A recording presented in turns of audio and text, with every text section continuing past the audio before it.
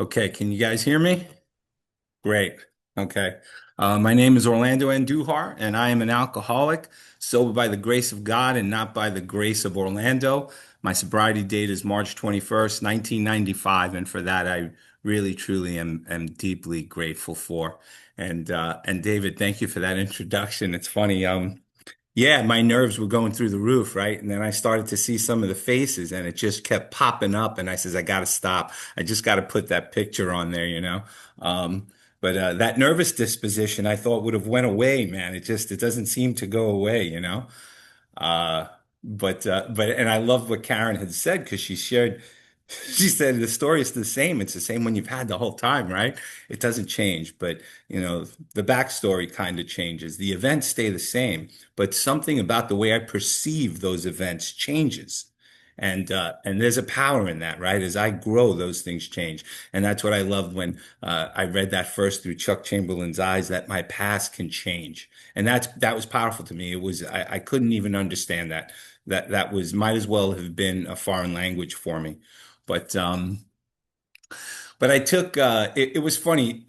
I took my first drink. I was 11 years old, and I was sharing this with David earlier. I had moved. I had lived up in a little town called Queens, New York, and lived in this little project center called Queensbridge.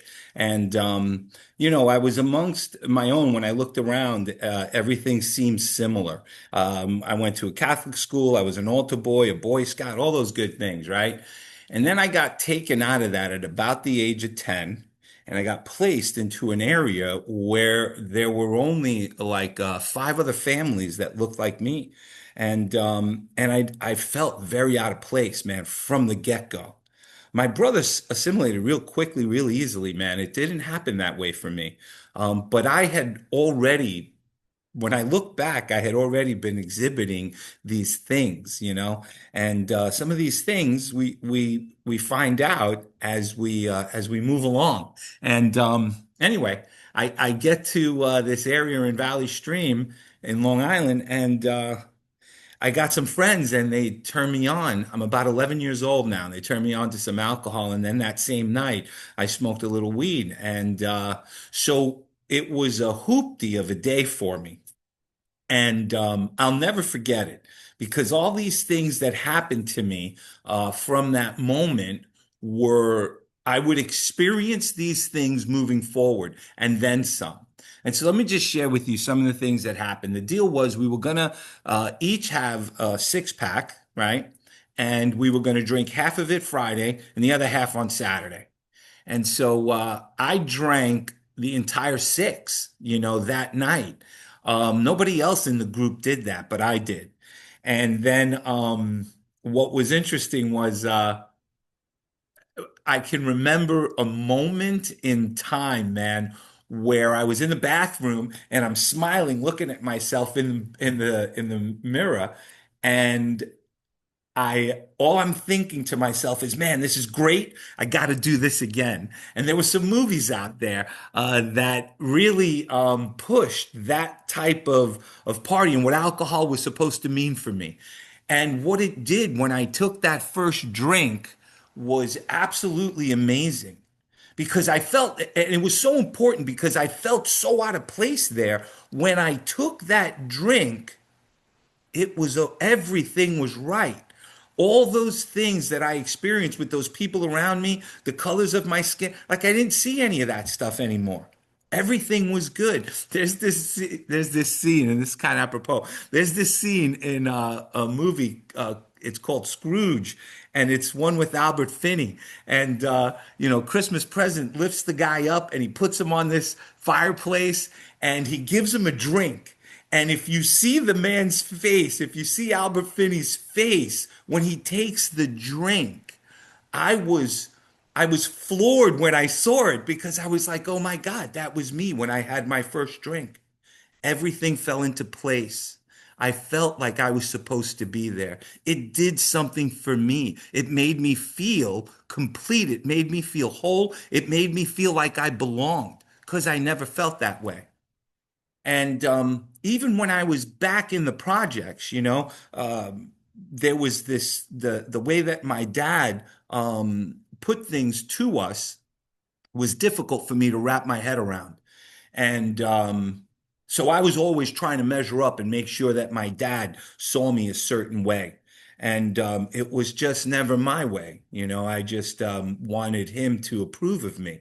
And so when I had that drink, like I said, all of that stuff just fell right into place. And I was at peace, man, for the first time that I could ever remember at that age. And moving forward, man, that's all I looked for was that same thing. The thing was, it came up on me pretty quick. At that time, I was still involved, with sports and things like that, and involved with things that kids are involved with. Um, but by the time I was 13, 14 years old, that was just something in the rearview mirror. What was now at the helm of my searching and seeking was, where am I going to get the next drink? Where am I going to get that next thing to make me feel right? And the problem really was that I never really could feel the way I did that very first day. I didn't know that though. I really didn't know that. Like, so here I am, and that progression that I don't know anything about is growing. Now I'm able to drink more, so I think that's better. I want to be able to drink a lot more. So I'm drinking a lot more. I'm blacking out a lot more. I'm coming to in places that are foreign to me. And I'm under 18 years of age, man. I don't know a lot of social, 12 and 14-year-old drinkers out there. And but that was the deal. And so here I am now, getting arrested, getting in trouble. I'm 18. I'm getting out of school. But I get in front of a judge again, and the judge looks at me and he says, "Mr. Andujar," he says, they let me out on some of those, I forget what they're called now. It's been such a long time, but I had to jump through a couple of hoops, right, to be okay. And what he said was, if you're 18 years old now, if you get in front of me again, if I see you again, you're going to be wearing my pajamas and you're going to be sleeping in my house. And I didn't like their pajamas because they were itchy, and I didn't like his house. It was dirty. But that's what he said to me. I was in full fear because I didn't want to do that. And so I had to figure a way out of that. And my best thinking was to go to the bar. The day I get released, I go to the bar, the local neighborhood bar. And there's this dude there, Fireman Joe. And I don't even know if he was a fireman or not, but he had a big belt buckle, man, on his that he would wear. And I think it was a fire truck. I don't even know, man. But all I know is that looking at that fire belt truck, and we're talking about Fireman Joe, and he was a genius. Fireman Joe was a genius, always working me out of pickles. And so he said, "Hey, where you been?" And I said, "Man, I was locked up." He goes, "Well, that's great." And he lines up a shot for me. He's like, "No, no, you don't got to pay. Your money's no good right now." So he followed that shot up with another two shots.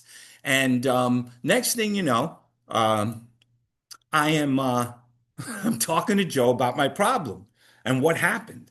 And he says, "Well," he goes, "Orlando, you're 18 years old, right?" I said, "Yes, I am, Joe." He said, "Well, so you basically seen it all, you've done it all, you're a man of the world, right?" And I said, "Absolutely, Joe, absolutely." Meanwhile, I've never even left, New York City or Long Island, right? The only boat I've ever been on was the Circle Line, never been fishing, never did anything, right? And so, but I'm telling him, yeah, like I know. And he says, "Well, here's what you're going to do, Orlando." He goes, "You're going to go to the neighborhood recruiting station on Rockaway Ave." He goes, "And you're going to sign up. You're going to get into one of the services. You're going to sign up 4 years of your life." He goes, "But what you're going to do is you're going to do that again. And then you're going to retire with 20 years under your belt, and you go fishing the rest of your life." And now I was like, wow, what a great idea. Meanwhile, I'm going to tell you again, the only thing I ever did was I jumped rooftops, man. That's what I was doing. So I don't know anything about fishing. But in my head, I'm like, yeah, that sounds great. And I could see myself casting and fishing in the bar. This is what I was doing, right? And so then I said, a little while later, I said, "Something doesn't feel right, Joe." Joe says, "Well, again, you're 18, right?" "Yeah, yeah, yeah." "Okay, well, we got the life job thing squared away. He goes, you got a girlfriend? I said, no, I don't. He goes, well, what you need is a wife. You need to get a wife and you need to get some kids, and then everything will be squared away. Get a house and you're good to go. And so, all right. So where am I going to find one? I look down one end of the bar, I look down the other, and I see this woman. And I said, Joe, he says, I got you. Don't worry about it. Sends that drink down to the lady. And that night, I conceived my oldest boy. And we were married 2 months later. I was in the military in that 2 month period of time, and rightly so now in the military because I go and I think that the problem is everything but me, right? I had no idea. Like I just did right. You don't know what you don't know, and I didn't know anything about what was going on with me. I really thought that it was people, places, things. I thought it was geographic. I thought it was situations, and I thought I could lick the problem. I truly thought. See, my dad was a very he was a man of principles, a man of morals. I came from a very good home. My brother, right? We slept in the same room for probably the first 10 years of our life, right? And when we moved, he had a room. It was probably 5, 10 feet away from me. And that guy turned out to be a CFO running the whole South American division with FedEx, right? Has a beautiful house today. Just an amazing man, right? An amazing brother. And we grew up in the same house, man. My story isn't the same, right? Mine has a lot of fighting, a lot of jails. There's a lot of tears, a lot of blood, and his doesn't resemble that at all. All coming from the same home. So my situation in my house had nothing to do with why I drink. It's what happened to me that first time I took that drink. You know, we hear this statement sometimes right in here, and the statement goes something like, the man takes a drink and then the drink takes the man eventually. And I don't know that it took a long time for that to happen to me. I think what happened to me was the minute I took it, my body knew that this is what I was going to be doing. I just didn't know that I wouldn't be able to control it. So as I grew and I went into wrestling and I was a boxer and then football and we did all these sports, right? So it was always meeting challenges and overcoming them. And in the military, it was no different. So there's a lot of testosterone in my house. There's a lot of machismo. There's a lot of you're going to get it done. And so here I am with this alcohol pretty much for the entire run that I had, trying to control my drinking, trying to drink like everybody else. My dad, there was no one in my family that ever came into Alcoholics Anonymous. I'm the only one as far as I know. And I'm talking, we have a big family. My father's got 11 brothers and sisters. My mom had five, and they're just cousins and family everywhere. And I'm the only one that I know of that's in the rooms of Alcoholics Anonymous. And my dad's thing was always like, you just gotta, you gotta know how to drink. You just gotta have one. You just gotta have one. And at the time, right, I thought that he was right.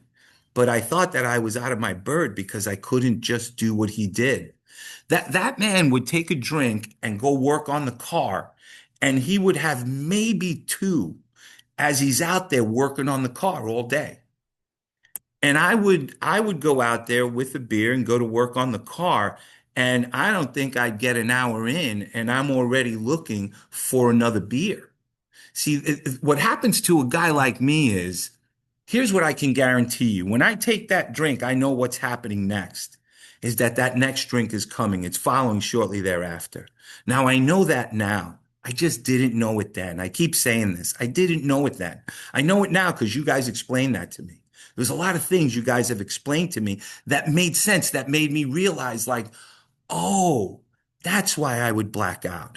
That's why I drank to the extremes that I did. That's why I did what I did. It made sense. Made sense now. It didn't make sense before that. So I'm doing all these things and I can't get there. I'm trying to stop, man. 1,001 times I tried to stop. The most I got was about 8 months, and that was right out of the military, man. And I got booted. I got booted with an honorable discharge. I don't know how that happened, man, but I got booted with an honorable discharge, and I said, okay, I'm going to clean all this up. And of course, it was due to all of that, stuff that an alcoholic does. And Like I'll give you an example. There were two things that I could tell you that I absolutely learned about the military. And one was how to PT. And I said, I'll never do that again when I get out of here. And I stood to my promise. The other thing was that I learned how to drink. See, I quickly, and again, I didn't realize it at the time, man, but I knew that we were going to have to go out into the field. Sometimes 30 days, 60 days, man. We're going to be out there for a while, man. Went to the NTC thing out there in California. Damn, how am I going to do that without alcohol? That's not happening. And somehow, with that keen intellectual alcoholic mind of mine, I was able to zero in on the other guys who were drinking like me. You know, the NCOs who've been in the military for 30 years and they're just an NCO. Well, there's a reason for that. I didn't know that, you know, but I do today. But so I followed those guys around and I saw what they did. And they bought the brews out there with them and they got to drinking. And so I learned how to do that. Two things that I learned how to do in the military when I got out of there. So now I get out of there 8 months. I'm figuring I'm going to clean up. It's my birthday. A friend of mine calls me. He goes, "Hey, come on, just have one. It's your birthday. What's the big deal?" And this was a guy that I ran around with quite a bit. And so, sure enough, I go ahead and I do that. And I take that drink. Now, at that time, I was going to the gym 3 times a day, had a good job. I was in the gym in the morning before work. I went at lunchtime, and then I went at the end of the day after work. Had that trainer. Everything was great. The goal was to be like Arnold Schwarzenegger, right? And it didn't happen. After that, I never saw that trainer or the inside of a gym again, man. And so now let's fast forward. Now I'm about 26 years of age, and it's St. Patty's Day weekend. And because I was told that I could be an honorary Irishman on St. Patty's Day, I had to go celebrate. And so I did. And so I'm ripping it up over that weekend. And it wasn't a crazy weekend. Let me tell you, it was a simple 3-day run. It happened Friday was the 17th. I went Saturday, Sunday. I was back home by Monday. And the thing is that I get home and I have some of those other things, those dry goods that we like to get on with. And I had some of those things with me. So, and I had a daughter too at this time, wasn't just a son. My boy is in school. My daughter now, though, is just the year before. She's not there yet. So she's in the main part of the home. And I've got those gates up going up the stairs. So she can't get up there, right? Um, and then I lock the door going down to the basement. And I go into the basement. I put the pillows in the casement windows, and everything is locked down. I don't know what my daughter is doing. I haven't got a clue what she's doing. And she could have died. Uh, I wouldn't have known. My wife comes home for lunch. She never comes home for lunch, man. She comes home for lunch. She sees my face. I could tell she immediately knew. First thing she asks is, "Where's Kristen?" And I said, "Oh, she's upstairs." She goes, "But where is she?" I said, "I don't know. She's upstairs." And after she made sure that Kristen was okay, she starts going off on me. And I immediately stop her and cut her down. And I say, "Hey," I said, "the reason why I'm doing what I'm doing is because you won't leave me alone. If you just leave me alone, let me have one moment of fun and the hoopla will be done." I said, "But you are the reason why I'm drinking, right?" We have the knack of doing that. At least I did, right? I don't know if you guys can relate to that. And so I tried to put it on her. But I'm going to tell you, when I saw her face, how I felt was like I could play handball on the flat side of a dime, man. That's how big I felt. And I couldn't keep that in. I had to put that on her somehow. And so we fought and argued for a while, and we both agreed on something. One was that I would go to a rehab, and the other was that I wanted to finish what I had. And so I had some liquor left, and I had some of the dry goods left, and I told her, "You drop me off at a hotel, and everything will be good." So she goes ahead and she takes me to that hotel, and I tell her, "Go home, I'll call you when I'm ready." And I didn't realize it, man, but she was just circling that place, right? Circling, circling. I don't think it was 15, 20 minutes, man. She's knocking on the door. But here's the funny thing. I was taking more shots, doing more stuff, and I did not feel like anything was happening to me. I I've heard people say that they drank themselves sober or straight. I don't know how they word it, but I can tell you that I wasn't feeling the effect that I wanted. I heard another gentleman one time say that at some point, it isn't that it wasn't having an effect. It's that the amount we had to drink was higher than the amount that we were taking in order to make that change and have that feeling that I used to get. And I often think about that. It was a very interesting statement for me. So, needless to say, I leave, go home, and she had called this place the Seafield Center 3 or 4 months prior. So when I called them, man, and I'm giving them my information, I said, "Hey, there's my name." And next thing I know, they're giving me my address, my job, all this stuff. And all I can think of is, God damn it, they were following me. When I thought they were following me and chasing me, they were, right? And but that wasn't the case, right? She said, the lady said, "Hey, relax." She said, "Your wife called several months ago, but we told her that there was nothing we could do. You had to make the call." And so I said, "Well, I'm making the call and I'm ready." She said, "We'll have somebody there to pick you up." They came and they took me. And I don't know anything about a rehab. I don't know anything about recovery. I just know that when we were younger, every now and again, some kid would get picked up in a van and he'd get scoffed off to Arizona or somewhere, and they'd come back and they were different. And we were like, "Dude, what'd they do?" We thought they were like pod people or something, you know? They were just not the same anymore, right?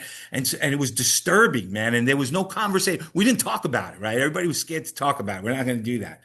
And so I get to this rehab and things start happening. See, this journey that we take and that we're on happens, it happens from the very beginning, right? But before I even get here, it's happening. It happened when I was living in the projects with my dad and mom and my brother and all of these things that I'm learning, right? And these instincts of life that are already a part of me. So when fear crops up, the instinct kicks in and I act a certain way. I don't understand. Those are the causes and conditions that have me with that nervous disposition. The nervousness that I was experiencing now that Doug told me, "Hey, get over yourself, shut the hell up and just do what you're supposed to do." And I'm laughing because that calms me down. And David did the same thing basically, right? And so, and then the funny thing is, right, I get here and I get relaxed. I'm with you guys. The minute I hear, "Hey, my name is Orlando and I'm an alcoholic," I'm already at peace, man. And so I get in there and they start saying some things, right? And a lot like AA, man, I found out that AA didn't do this thing perfectly, right? We didn't show up here on the scene perfectly. There was a lot of mistakes, man, that were made. And it was through those mistakes that got chipped away. And what was left is what we have right now. Now, it's changed and altered throughout the years from the time it started. But man, this is what's happening, right? Things get chipped away and more will be revealed. I don't know what those things are. I just know there's more chipping away to do. Sometimes you guys say it in the terms of, uncover, discover, discard, right? And so that's a continuous state. Surrendering is a continuous state. I thought it was just in step one, man. And so here we go. I get in there, they start saying things like, "Hey, no candy. Can't have candy." And so I'm like, "Okay, no candy." But I had a 5 pound bag of candy that I had in my room, and I always had candy in my pockets, and I had candy in my mouth wherever I would go. One day I go into one of the workshops, and the guy's got on the board, he says, "Lollipops equal death." The hell does that mean, man? And so after we all sit down, he goes, "You guys are probably wondering what this means." He goes, "Let me ask you, how many of you people have candy in the rooms?" People putting their hands up. I'm like, "You guys are crazy." Next thing you know, he says, "Hey, how many people have candy in their mouth?" Same thing. "How many have candy in their pocket?" Same thing. Next thing you know, I'm looking at these people like they're crazy because they're going to get kicked out. I'm like, "You can't tell them the truth. You got to lie about that stuff." And he said, "Hey, if you can't follow the simple rule and direction here, you're dead when you leave here because you're not going to be able to follow the rule out there." Instinctually, somehow I knew. Because, see, by the time I got there, what I knew was that I didn't want to live the way I was living. What I also didn't know was that I was dying. And I didn't really know that I wanted to live. I had no idea.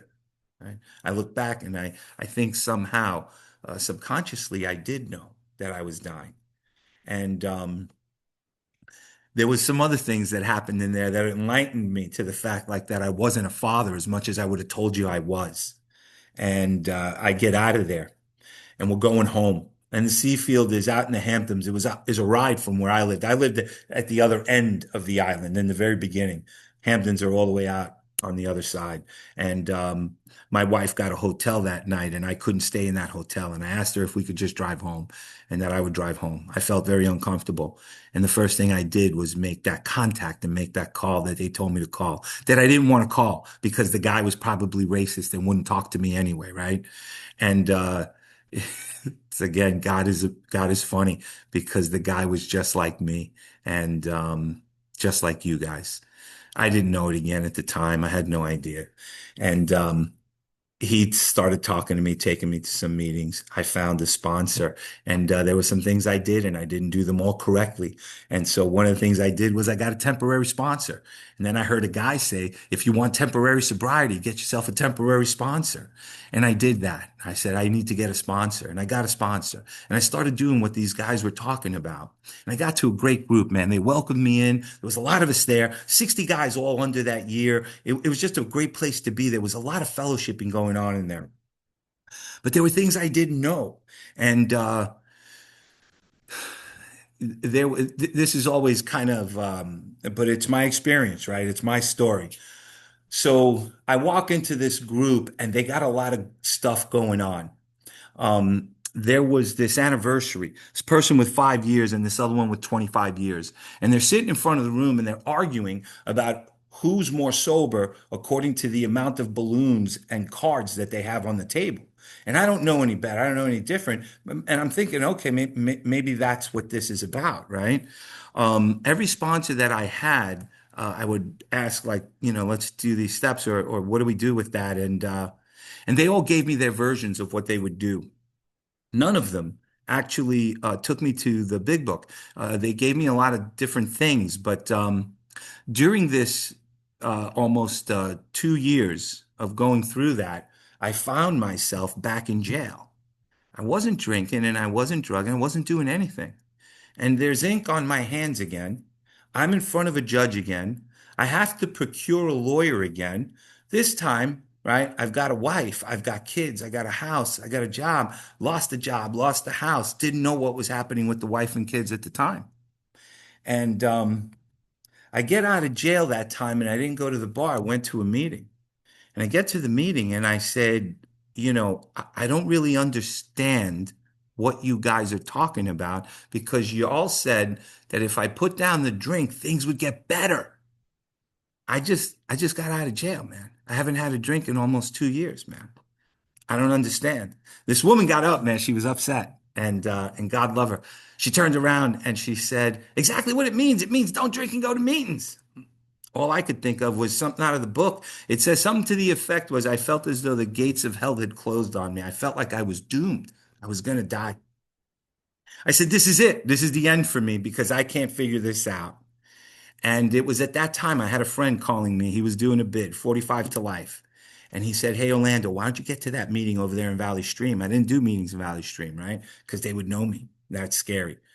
So I went to this meeting and he says, hey, you know Herbie, right? And I said, yeah. He goes, look, go over there, get with Herbie and do that meeting. Now that meeting was a crazy meeting. There was a lot of cuckoos there, man. They were always walking around with this blue book and they were always talking about things inside this book. And I just didn't, it was just, I stayed away from those guys because they weren't the majority of what I would hear at the meetings that I was attending.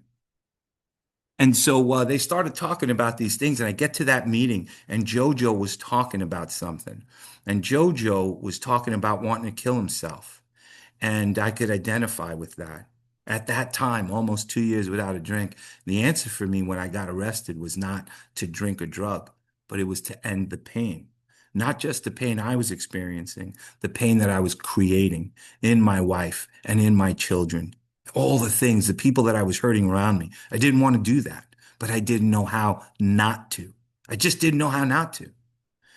And so, and when JoJo's talking about that, man, my ears lit up. I said, dude, these guys are onto something. And then they started talking about some things that were very contrary to what I had been hearing. And I'm not dogging any of these things. They have their purpose. It's just that what I heard was 90 meetings in 90 days is what's going to get you sober. That's what I heard. I I believe today there's so much more to that. And definitely make those 90 meetings, make 500 if you want, man. But it has nothing to do with what is going to relieve me of the obsession. And maybe that even that statement might be wrong too. I don't really know. What I do know is that I went to a lot of meetings. I did about 120 meetings in those 90 days. I still ended up in jail. When I went to jail, I was sponsoring guys. I had 5 guys that I was sponsoring. And here was the criteria for me to be able to sponsor. A dude with 5 years in the meeting was in the back room with me when this guy asked me. And I looked at the guy and I said, I can't do that, man. I don't have any. And the guy turns to me and he was looked up at in this group. And he said, Orlando, why can't you sponsor him? I said, I can't do that. I don't know what to do with that. He goes, you have a sponsor, right? I said, yeah. He goes, you know how to make coffee? I said, yeah. He goes, then why can't you sponsor him? That was the criteria that this gentleman had who was looked up at the group. So again, I ain't dogging any of those things. And I don't know what that guy is doing today or not doing today, but that was what I was being fed. And so here I am now with this jail thing going on. I call these guys up and I tell them I can't sponsor you guys anymore. And they all wanted to know one thing. Every last one of them asked me the same thing. Did you drink? I said, no. They said, well, then why can't you sponsor us? And I'm thinking now again, I must be crazy. I'm like, because I have nothing to offer you. I don't know what the hell it is that I'm supposed to offer you. Right. And so with that, the with that, I get to that meeting. I see JoJo. I'm talking to Herbie, and this guy Mike shows up, and I know Mike. I've been talking to Mike. I like Mike a lot, man. Mike rolls up, and we start talking. And within a couple of days, Mike was my sponsor, and I didn't ask him to be my sponsor. Mike fit himself in front of me and became my sponsor. Mike did what was asked of him. He searched out a newcomer, somebody that he could work with, and he sat with me and he worked with me. And he took me through that big book and he took me through these steps and he taught me how to apply these principles to my life and what that experience looked like for him. And it changed my life, man. My life went through some crazy upheavals. And shortly after we worked together, some things happened, right? And we just had a meeting on this the other day. It was in the 12 and 12 about, meeting circumstances, and well-grounded AAs have the ability to meet these circumstances. And we do it all the time, man. And we do it well because we're grounded in this way of living, this design for living. My sponsor would often talk about mainstream AA as opposed to AA. And for him, mainstream AA, he showed me what that meant to him. And some of those things were just cliches and words and things that people say. Like I remember one of the things was, how much time do you got? 5 years. Oh yeah, that's typical for 5 years. Or you're crazy. Or I don't know, just silly things that whatever we make up as we go along. But there's no bearing, right? And learning that I had an obsession and an allergy floored me. I don't know if I had ever heard that before. I heard a lot of talks about trains and shit, but I didn't hear a lot about this obsession and allergy. I didn't understand it. When you guys told me that the minute I took that drink, the drink would take, that I was done. I was going to, if I had this allergic reaction, I was going to need to take another drink. That makes so much sense. But I just don't think I ever heard it before. I'm not saying they didn't say it. I just didn't hear it. But I heard it now. I heard other things too, man. I heard things like I needed to apply this inventory as according to the Big Book of Alcoholics Anonymous. I had to get pen to paper. I had a guy who was my sponsor, and he said, "Nah, I just talked to my guy because we just talk about everything." He says, "I got a ladder one day. I was doing some stuff. My sponsor came by, and I just told him everything." And I said, "Oh, that's great." So I tried that. Didn't work for me. It wasn't until I sat with Mikey and did what we did, and my life changed. And so just one of the blessings was that I never had to be in front of a lawyer again for me. Never had to be in front of a judge again for me. Never had to put ink on my hands again. Well, that's a lie. The ink is different today anyway. I do the ink thing only because you have to check my background when I go into corrections and speak. And I have to check my background when I volunteer in the schools. Those are the things that I do today. When I volunteer and I work at the church, I have to get my background checked. And the ink is very different today. It's not black ink anymore. If you guys have gone, you know, it's this little machine, man. Everything is electric now. It's crazy, man. Anyway, it's pretty neat. But something happened shortly after Mikey and I started working together. And I ended up in the hospital with a heart condition. This is one of those things that we meet. And I didn't know what was happening to me. And my heart was enlarged, a direct result of all of the things that I was doing when I was using drinking. And Mikey sat with me every day for a year, man. He came to the hospital. I was in Columbia Presbyterian, and I was looking at a heart transplant. I was just shy of 28 years old and had two children, actually had three because the youngest was born in 95. That was, again, one of those things that I didn't follow the rules in the rehab. And so I get to that point where I don't know what to do, and I'm mad at God all over again. And I finally seceded slowly but surely to what my sponsor would share with me and tell me and walk me through. Like the first thing he said to me was, he said, "Hey, Orlando, did God put the alcohol to your mouth? Did he put the crack pipe in your mouth?" And the answers were all no, but I didn't want to hear that, man. But I'm over here blaming God as though it's God's fault. How are you going to give me a kid, God, and then do this to me? God didn't do this to me. I did it to myself. So I get into recovery now and I learn some things about making amends. I learn some things about my character traits. I learn some things about defects of character, about instincts and how they run my shorts, man. I often love to tell the story about the horse named Instinct that runs me around town all the time. And sometimes I fall off that horse, and that horse is running me all up and down the town, and I'm hitting spurs and rocks, and I got all sorts of skid marks on my back.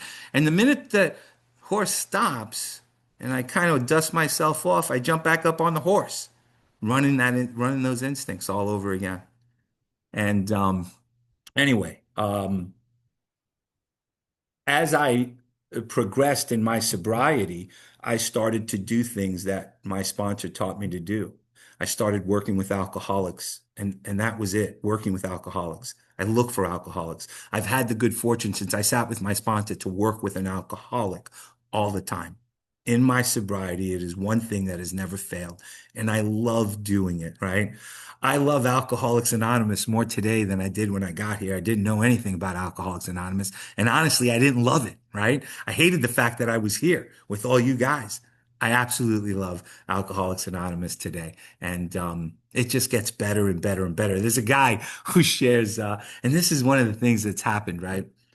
I love this saying. He says, he was told the longer that you're here, uh, you're going to see your heart soften. The more you'll see your heart soften. And he shared that a while back, man, and it stuck with me because that's what was happening to me. I realized that that's what was happening to me. I wasn't this guy who I thought I was, a tough guy, crying, tearing, enjoying my life with my grandkids, enjoying my life with my niece's kids, little 1 year old Vincent running around looking at life like everything is in awe. If I can wake up in the day, man, and see the awe in the day, quick story, man. Here, I go, I, I'm working as a water meter, man. And I go to this place and there's this tree and I'm smelling this tree. It's all over the place, right? And I'm smelling this tree and this tree is amazing, man. And next thing you know, the guy comes out and I asked the guy, "Hey, what is this tree?" He says, "It's a magnolia tree." I said, "Man, that thing is beautiful. I have to get a magnolia tree." When I get home, I grew up in this house, man. When I get home, the tree is in front of my house. If you're staring at my house, it's on the right-hand side of my house, man. I didn't know. I hadn't seen it. Right? Ideas, emotions, and attitudes that were the guiding force of my life are cast aside, and a completely new set begin to dominate them. I began to see, feel, and hear things that I never saw or felt before. There was a transformation and a conversion inside of me as I took on these 12 principles in my life. They absolutely changed my life. My relationship with the people around me began to heal and get better. One of the cool ones was with my in-laws. I remember all the damage that I created. And I would hear a lot about, direct amends only to people that I hurt. I'm like, well, dude, if you came in contact with me, I used to say that if you had my last name, you felt the burn. Truth was, if you came in contact with me, you felt the burn, right? And so having to make an amends to them was rough. I didn't want to do that, man, to my mother-in-law. And I had lost my father-in-law. And I remember we had a dinner, everybody was there, and I said, well, I'm not going to pull them all aside at one. I'll just share it and go around the room. And I really did damage. It was the last 4 years of my drinking was the worst. And their sister, their daughter, their sister-in-law was the one who was on the receiving end of all of that. And when she would call them and talk to them, I could only imagine the responses. And here I was now trying to make that right. How do I make that right? Well, I'll just share with you that when my mother and my wife had gotten pregnant before my youngest boy was born, and we had just lost her father. And her mother told her that if she had the child, she would disown her. And my wife and I talked about that. And I told my wife, hey, I have two children. I don't need your mother to raise my children. She ain't raising my children now. Neither was I, but that wasn't really relevant, right? And but I said, whatever you choose, that's your decision. I'll support your decision either way. And and she chose to keep her mother in her life. And I hated her mother after that every day. Hated her mother with a passion and a fervor. And did everything I could to make that woman's life miserable. Um, by the time she was coming to pass away, she came to live in my home. She was dying of cancer. She spent several months with us, and I was her caretaker. And they took her back home, and she was gone within a couple of days. But I had the opportunity to be of use to help her to right that mess that I created. And when it came down to her funeral, they had asked me to do the eulogy, and I was floored. This is a big family, you know. Um, and so her and we would talk a lot about a lot of different things, and she became a friend and a mentor to me. And I didn't think that would ever be possible. And this is what my sponsor said to me to start that change. He said, Orlando, he said, do you have a daughter? I said, yes, I do. He said, what would you do for your daughter? I said, anything. He goes, would you protect her? I said, with my life, if I had to. He said, so if somebody like you came knocking on your door, what would you do? I said, we'd stop that quick, right? He said, well, what do you suppose Stephanie's mom did when she saw you come into the door? And it never dawned on me, right? It was always a question of race. It was always something else, but it couldn't possibly be that. Her mother knew something that she may not have known or didn't care about. But her mother saw it and was protecting her daughter. And I'm grateful that through this process that you guys showed me, that you guys taught me to live this way, I'm able to surmount these moments and times in life. And it's not that the world stops, man. It keeps coming. My health progresses. I have cardiomyopathy. I have a congestive heart failure. I've been on and off that list some time over the years. I'm 57 today. It started when I was 28. There are times when I'm on oxygen, can't breathe, can't get out of bed. There are times when my body swells up. And those are just the health things. Then there's life things, right, with the kids and the experiences that we have. I'm raising a grandson now who's 16 years old. I didn't expect to do that. I expected that at this age, right? When I had my first boy, I was just about turning, I was 19, turning 20. And I said, oh, this is great. By the time I'm 40, man, this kid's gone, man. They're all gone, right? I'll be good. I'll be free. And no, so here I am, 57, still going to PTA meetings and going to plays and doing all those things that 16-year-olds do. Pokemon hunts. I don't know anything about Pokemon, but I go on these hunts, man, with him. And I have a blast. And I get the opportunity to do these things where I would not have. There's no question in my mind that I would have been dead had I kept doing what I'm doing. Had it not been for you guys, I would be dead. And so I'm gonna just I'm gonna just read something real quick, if you don't mind. Humor me, please, if you could. This is a transcript, right, from Bill's talk in June of 1944. And it deals with these conditions that we meet when we're sober. And sobriety for me means wellness of mind. That's not what happened to me when I went to jail, right?